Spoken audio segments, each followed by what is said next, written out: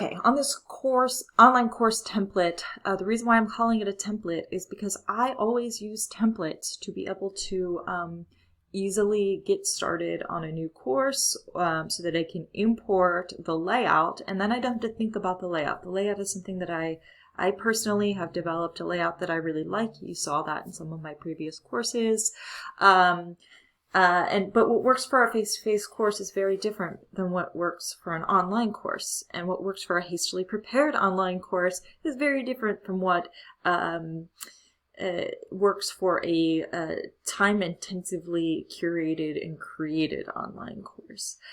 So I've created two templates here. One is a weekly template with items that are grouped together by their kind of content. And so this is the example of what you saw here in the template guide. So in the template guide, I have a series of instructor videos that I have created that walk the student through information from my perspective.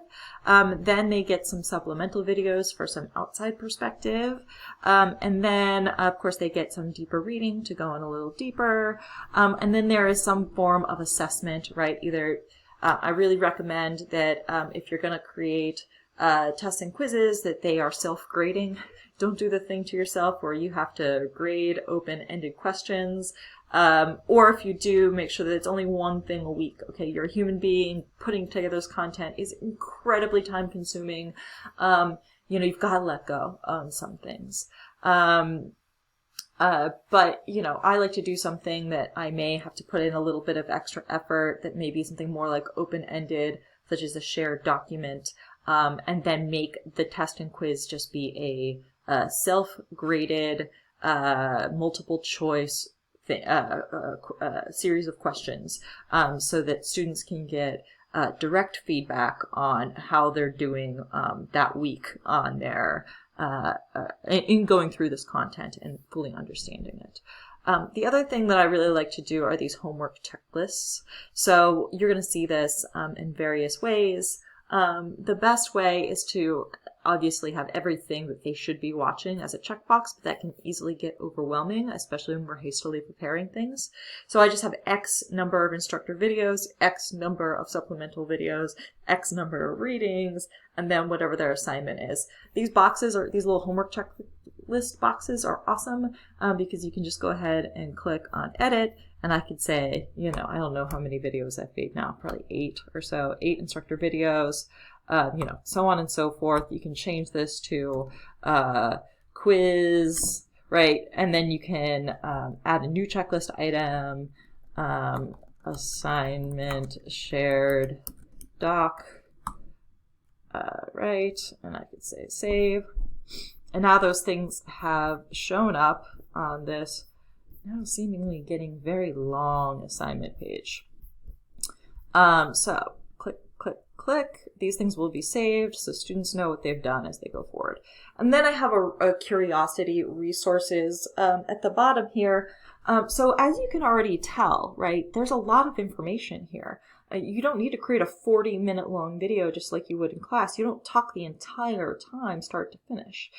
You would be doing various interactive things. So I like to dump things that would have been nice, that you may have already prepared for this class if it would have been a face-to-face, but got cut out because of the obvious needs of this distance learning thing. So you can chuck those things here into curiosity resources. Your best students are gonna really love getting deeper into that, and your students that are overwhelmed with different responsibilities are gonna breathe a sigh of relief that they know what is exactly expected of them, and that they may miss out on those items. So here's the weekly template. This is exactly the same format as that one above.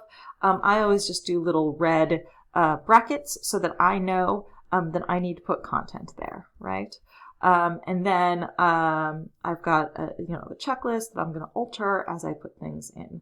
This is something that's really easy to import into a new lesson page. And I'm going to show you how to do that in a future video. Coming up on 5 minutes, so I'm going to show you really quickly this alternative template. This is by topics. So let's say that format isn't going to work for you. You could very easily just redo this into a topic. So topic number 1, you have a video no longer than 10 minutes of you talking about the topic. You have a supplemental video. You have a reading that goes with the topic, and then you have an assessment. It's so reflection questions and or multiple choice quiz, right? And then you would roll right into topic 2, and you could do this over and over and over and over again, right? And so basically you just go in, copy this information, paste it down below. And I would have done that, but this is also time consuming, and who knows if anyone is ever going to use this video.